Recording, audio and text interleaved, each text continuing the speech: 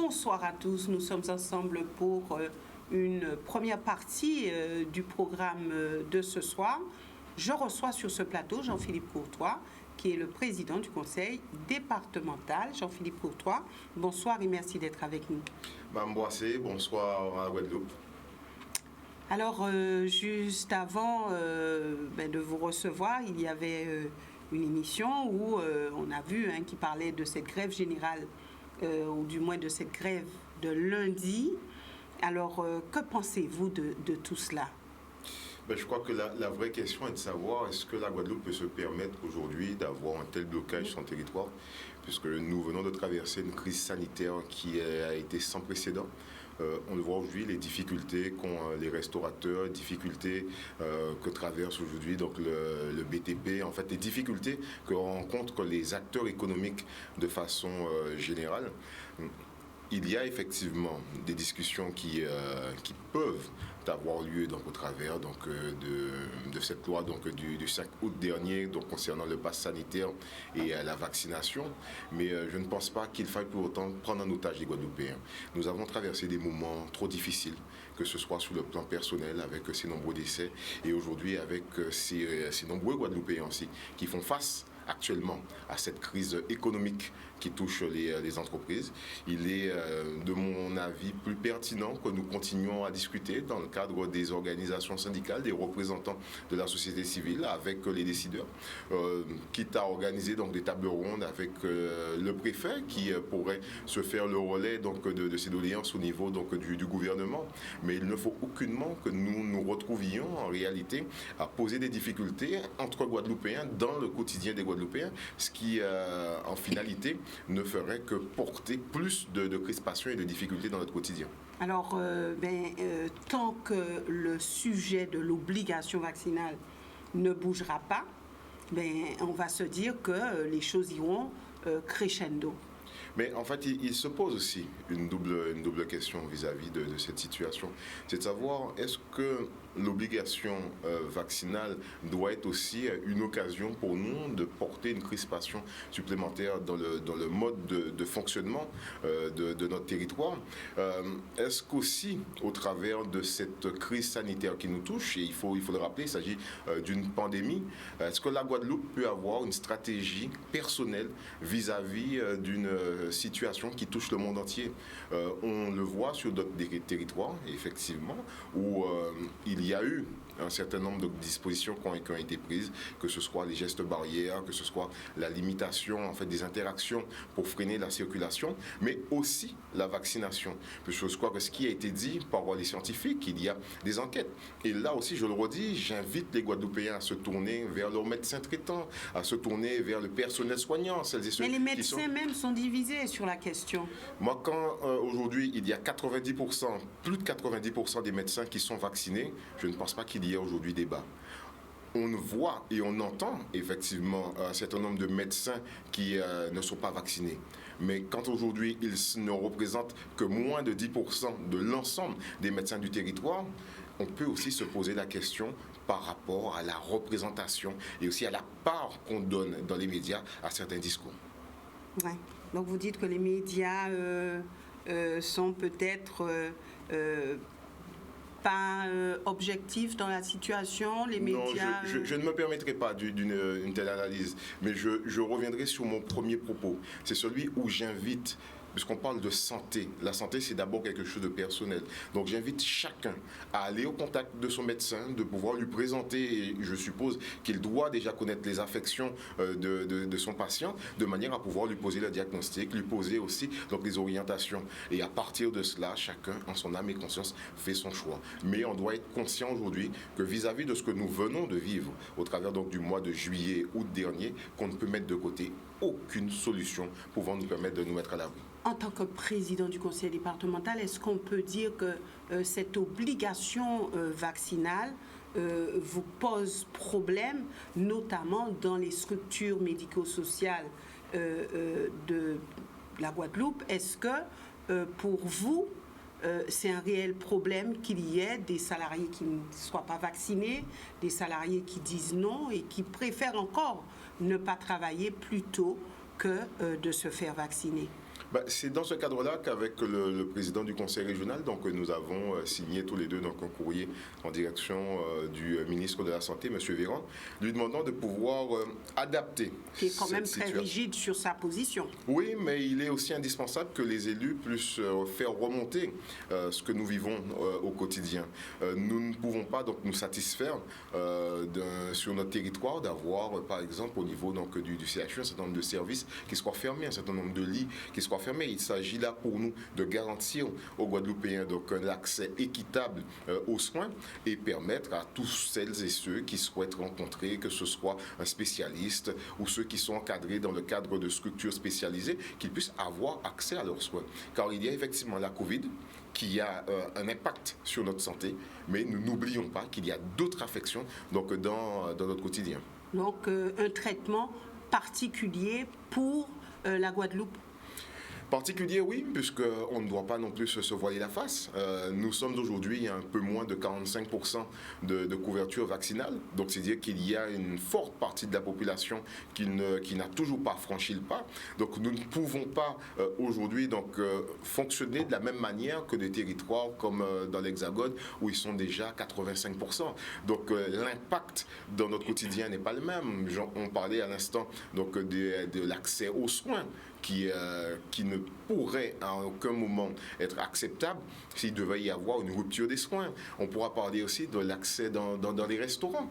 Aujourd'hui, ce pass sanitaire pose aussi un certain nombre d'interrogations par rapport à la survie d'un certain nombre de structures. Et le politique ne peut pas être insensible donc, à cette situation. Et c'est pour ça que nous, au niveau du conseil départemental, donc, nous avons mis en place un comité de pilotage sanitaire où tous les lundis, donc, nous réunissons donc, les acteurs de la santé, que ce soit du CHU, du SDIS ou des URPS, donc médecins, infirmiers libéraux, pharmaciens, mais aussi avec les acteurs économiques, de manière à pouvoir imbriquer quelque peu donc, cette réalité et voir comment faire remonter donc, les informations, ce qui nous permettra donc vendredi après-midi à 14h de pouvoir tenir une conférence de presse de manière à pouvoir présenter à la population donc, les travaux de ce comité de pilotage pour pouvoir ensuite faire remonter donc, toutes ces doléances, toutes ces informations au niveau donc, du ministère pour qu'ils puissent bien comprendre qu'il y a aujourd'hui une réalité sur notre territoire, une population que nous devons continuer à protéger donc vis-à-vis de ce virus,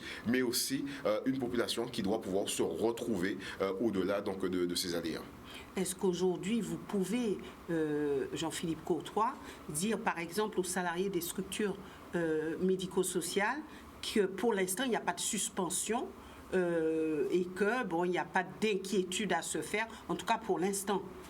Je pense que nous l'avons dit avec l'exemple au niveau du conseil départemental où nous avons donc par présidence déléguée donc la gestion du SDIS, donc des pompiers, où nous avons très tôt donc pris position pour pouvoir déjà dans un premier temps solliciter un délai supplémentaire pour pouvoir continuer l'information, puisqu'il y a eu combien de temps? Donc il y avait déjà de la première injonction pour qu'il y ait une suspension au 15 septembre. Nous y sommes refusés. Puisque nous souhaitons résolument, comme je disais tout à l'heure, continuer à offrir à la population un service de qualité. Il serait impensable en Guadeloupe d'avoir des pompiers qui soient suspendus ou en grande difficulté par rapport à leur mission. Mais nous continuons à leur rappeler quand même qu'ils ont cette obligation de protection vis-à-vis d'eux-mêmes, mais vis-à-vis aussi des patients qu'ils vont secourir. Puisqu'à tout instant, ils peuvent être au contact de quelqu'un qui est positif. À tout instant, ils peuvent être eux-mêmes, sans le savoir, porteurs donc, de ce virus et au contact d'une personne fragile. Donc, il faut que chacun soit conscient de la responsabilité qui est la sienne. Et c'est pour cela qu'à défaut de pouvoir faire monter tout de suite donc, les taux au niveau de la vaccination, nous avons proposé donc, au syndicat de pompiers qu'ils puissent régulièrement présenter un test négatif afin que nous assurions... actuellement. Les discussions aussi ont été faites en direction donc, du ministère de manière à ce que nous puissions avoir en Guadeloupe cette dérogation, puisque le faible taux de vaccination, si on devait coupler à cela, donc l'absence de tests nous mettrait en fait dans une situation plus que délicate. Et donc ce sont ces éléments-là qu'on a fait remonter, et plus particulièrement pour les pompiers, que nous nous assurions qu'à chaque fois qu'ils sont à la caserne, qu'entre eux qu'il n'y ait pas de risque de cluster et qu'au contact des nombreux Guadeloupéens qu'ils vont secourir, qu'ils soient eux aussi protégés. Alors aujourd'hui, on peut dire que c'est le combat des élus guadeloupéens de faire en sorte que il n'y ait pas d'inégalité sur le territoire, de faire en sorte que l'État puisse comprendre qu'en Guadeloupe, il y a quand même une situation particulière? Je dirais, au-delà du combat, c'est déjà notre responsabilité, c'est l'engagement que nous avions pris auprès de la population que d'être ces relais. Nous entendons quelque peu donc les observations, les doléances qui nous sont faites. Mais nous devons aussi, au travers des responsabilités qui sont les nôtres, faire passer par moment, je dis bien par moment, ces messages qui ne vont pas forcément dans le sens que certains voudraient entendre. On ne peut pas à tout moment expliquer que la vaccination devrait être interdite. On ne peut pas à tout moment dire à certains qu'on ne fera plus de tests PCR.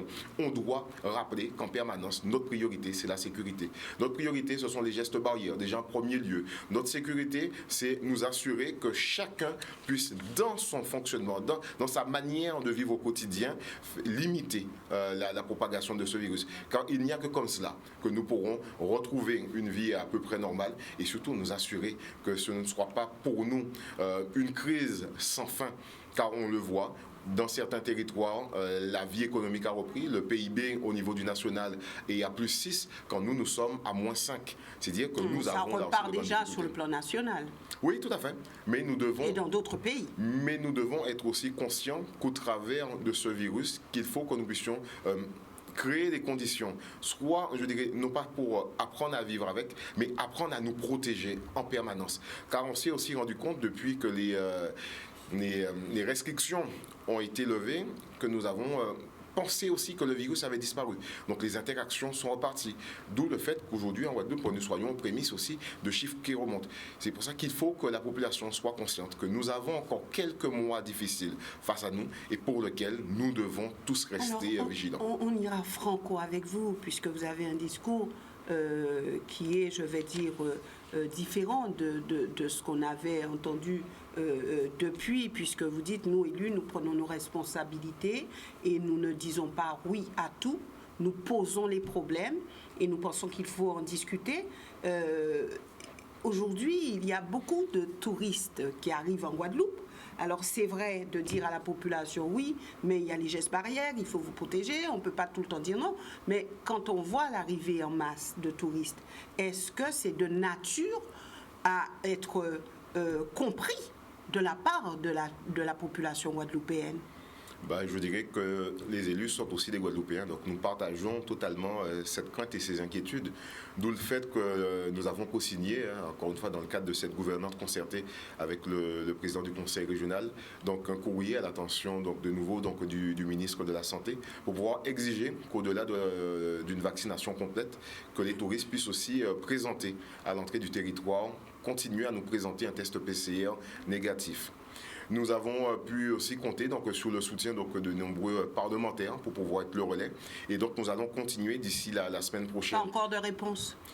La semaine prochaine, nous avons prévu de nous entretenir avec le ministre pour pouvoir discuter de tous ces points, car il devient urgent, comme on dit, que nous puissions avoir des réponses à cela, car il faut que nous puissions garder effectivement la porte ouverte, car ça participe au développement économique, ça participe à ces nombreux emplois qui en vivent, puisque imaginez un seul instant que la Guadeloupe soit en vase clos, vous comprenez bien l'incidence que cela aurait sur les emplois sur notre territoire.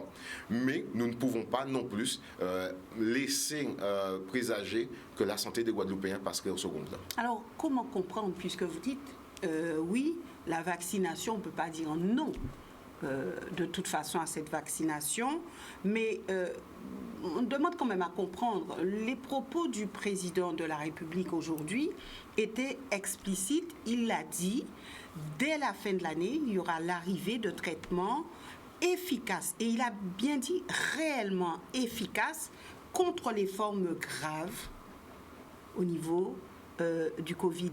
Alors, comment comprendre? Alors, dire il faut vous faire vacciner, mais en même temps dire qu'il y aura des traitements efficaces d'ici la fin de l'année, est-ce qu'il n'y a pas quelque part un paradoxe? Je vous dirais que ce paradoxe-là, malheureusement, nous le subissons depuis le début de la crise, puisque nous sommes là sur de la biologie, donc sur une matière qui évolue en permanence.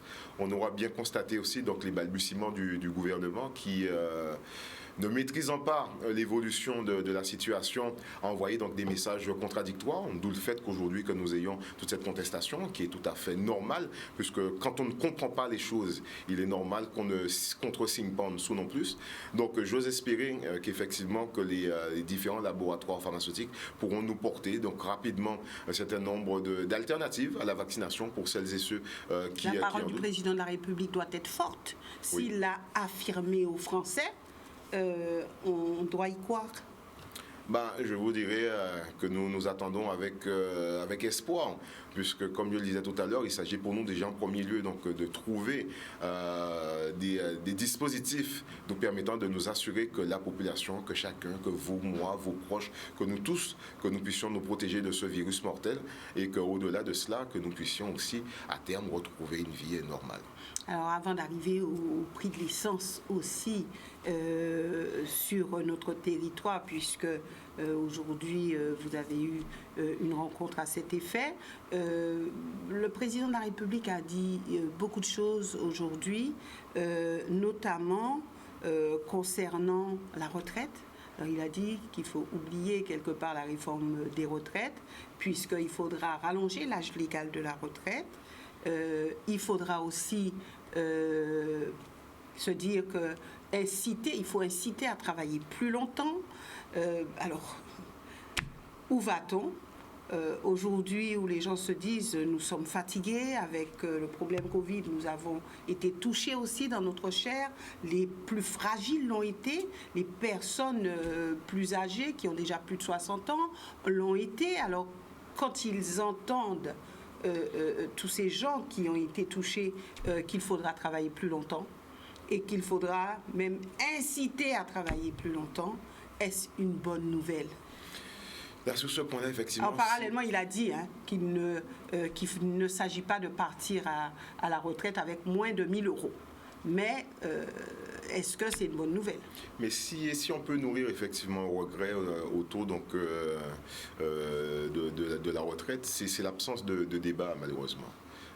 Puisque on le dit, là on vient de parler donc de la vaccination, on pourrait prendre plein d'autres exemples.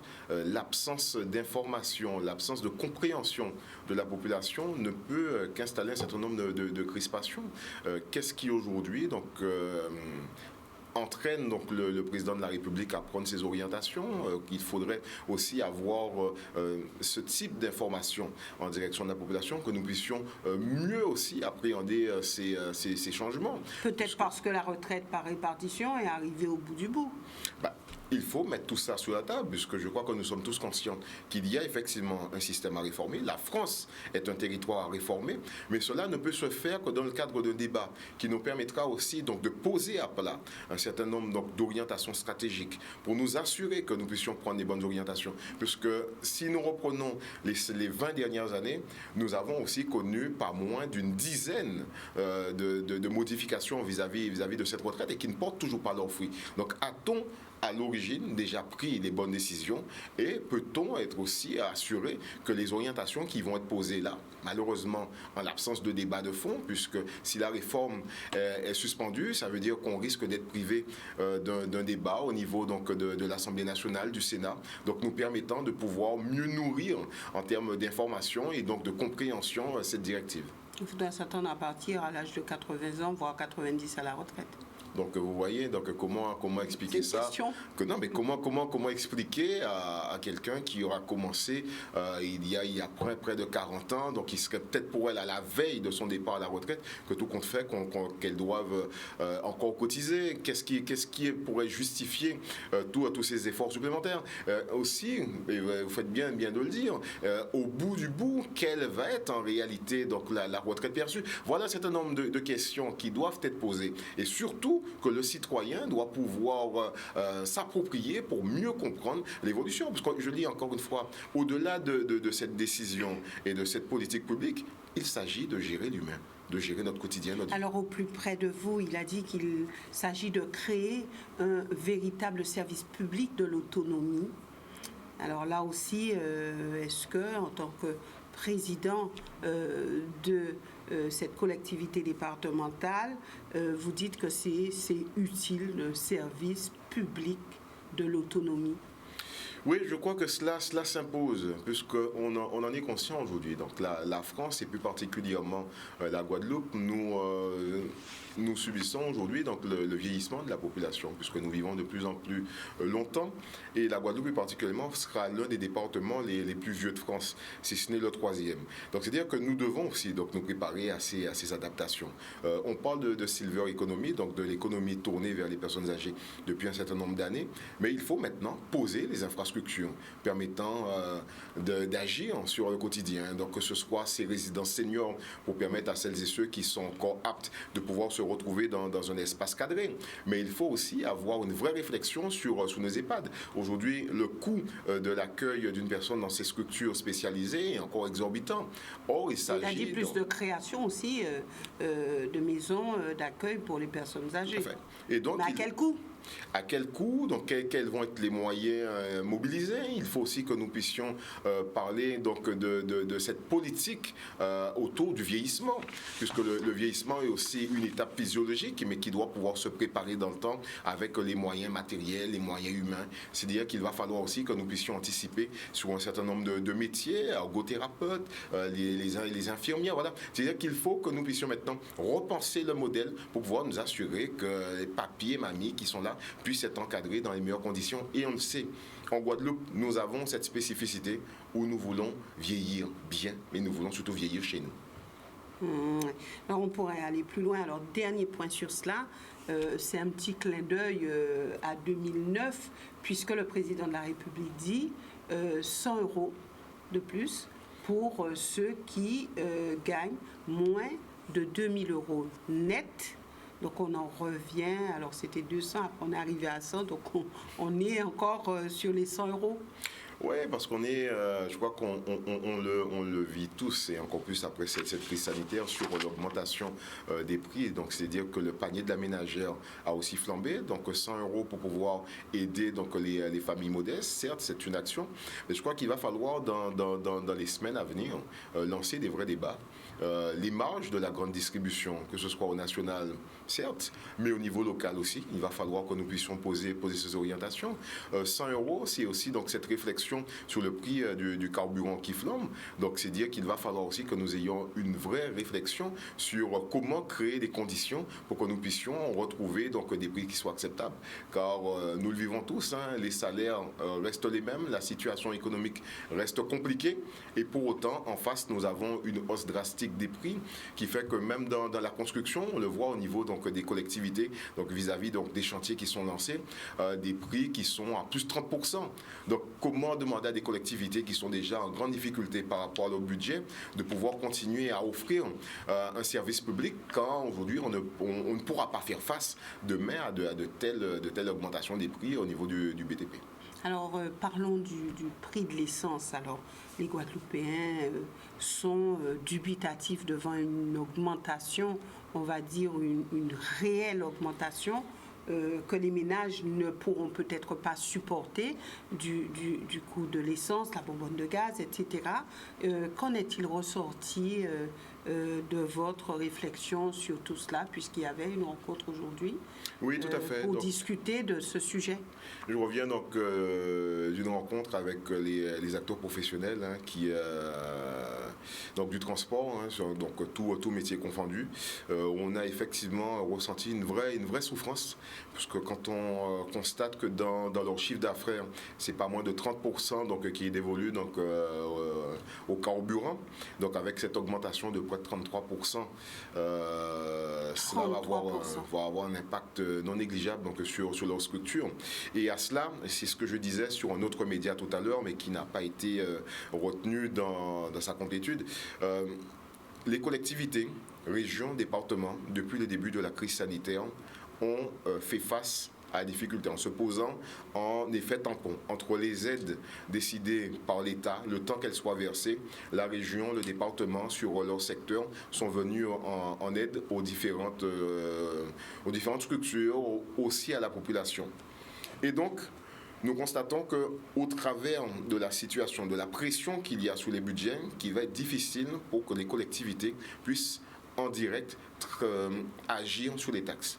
Et c'est pour ça que nous proposons d'organiser rapidement une table ronde avec tous les acteurs, parmi lesquels la SARA, de manière à ce que chacun puisse faire un effort donc sur les taxes, sur les marges, afin que l'effort ne soit pas uniquement celui des collectivités.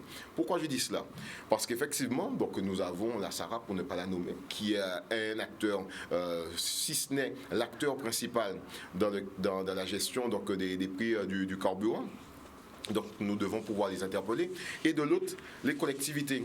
Pourquoi? Parce que les taxes participent au budget. Ce sont ces mêmes taxes-là que nous avons reversées aux structures. Ce sont ces mêmes taxes que nous avons reversées aux collectivités, plus particulièrement aux mairies, qui après ont été redistribuées à la population au travers des séquasses. Donc c'est pour cela qu'il faut résolument que nous puissions trouver rapidement une solution pour retrouver un prix qui permette à la population, qui permette aux professionnels de pouvoir fonctionner donc, dans des conditions qui soient acceptables, mais sans pour autant trop pressuriser le budget des collectivités. Ouais. Et vous pensez vraiment arriver à avoir une solution et à pouvoir faire en sorte que le prix du carburant puisse baisser? Nous l'espérons. Je crois qu'au travers donc, des échanges que nous avons eus tout à l'heure, nous avions tous pris donc, cette option que de pouvoir donc, nous retrouver et faire en sorte que chacun puisse participer pour pouvoir offrir donc, des marges de manœuvre, donc, plus particulièrement à ces socio-professionnels et de façon plus globale à la population.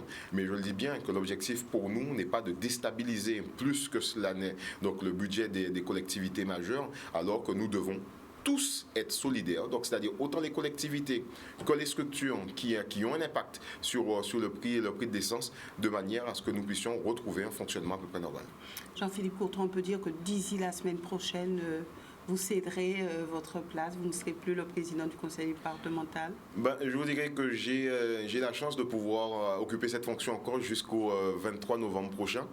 Puisque jusqu'au nous avons 23 novembre. Tout à fait, jusqu'au donc le jeudi 23 novembre à 9h, où nous tiendrons donc cette plénière pour pouvoir élire donc le nouveau président du conseil départemental, qui devrait être Guy Losbar, de manière à ce que nous puissions donc poursuivre cette dynamique donc qu'il avait lui-même impulsée sur notre arrivée au mois de juillet, donc que nous puissions faire en sorte que l'Assemblée de toutes les solidarités soit aussi celle de toutes les proximités, faire en sorte que nous puissions aussi donc réduire les délais administratifs, puisque encore ce matin j'ai échangé avec des Guadeloupéens qui ont déposé des dossiers depuis 11 mois, d'autres depuis plus d'une année, sans forcément ni une réponse, ni ne serait-ce qu'un accusé-réception. Il faut que nous puissions travailler donc, avec les services pour pouvoir rassurer la population et surtout faire en sorte que chacun se sente vraiment pris en compte dans le cadre de ces problématiques au quotidien et que nous puissions aussi mettre au bout donc, des politiques publiques qui répondent aux attentes. Vous avez bien assuré votre rôle de président?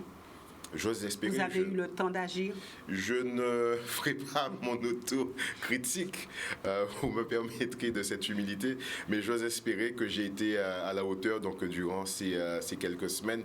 Et je dirais tout simplement que j'ai aimé servir mon pays à de telles responsabilités. Il y a ma qualité de premier vice-président, donc je continuerai à le faire tout naturellement aux côtés du président Losbar. Donc d'ici quelques années, on peut s'attendre à ce que vous soyez à la tête de cette collectivité.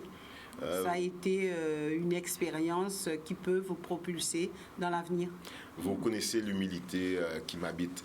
Je me concentre aujourd'hui sur les missions qui sont les miennes, la ville de Capesterre-Belle-Eau, qui est pour moi un enjeu majeur, réussir cette ville nouvelle, faire en sorte que mes concitoyens soient satisfaits du résultat donc, de ces années de mandat et surtout de cette chance qu'ils m'auront offert ainsi qu'à toute mon équipe de pouvoir administrer la ville. Le conseil départemental, c'est aussi là une autre responsabilité. Premier vice-président, la confiance du président Losbar ainsi que celle de l'ensemble des élus de la majorité que je profite pour vous remercier de leur accompagnement durant ces quelques semaines, les administratifs. Donc c'est dire que chaque occasion est une chance pour moi de pouvoir continuer à démontrer à la population l'amour que j'ai pour la Guadeloupe, ma capacité de travail, ma capacité à agir pour pouvoir améliorer le quotidien de chacun. Car il est aussi pour moi, je dirais, important de pouvoir sortir de ces longs discours pour pouvoir passer à l'action. Car la défiance qu'on connaît depuis de de nombreuses années qui fait cette abstention lors des nombreuses élections, c'est aussi parce que la population doute ou a perdu confiance. À nous de leur démontrer que nous sommes aujourd'hui en action au quotidien et surtout que celles et ceux qui ont perdu donc, cet acte qu'est le vote dans leur démarche lors des scrutins, que nous puissions les rassurer qu'il y a là cette volonté que de pouvoir retrouver leur confiance. Nous aurons l'occasion de vous retrouver, Jean-Philippe Courtois, en tant que le maire de la commune de Capesterre-Belle-Eau d'ici quelques temps. Et merci d'être venu sur ce plateau. Merci aussi à vous, téléspectateurs, de nous suivre. Surtout, restez à l'écoute de ce programme puisque juste après, nous aurons l'émission Que les choses soient dites. Donc, à tout de suite.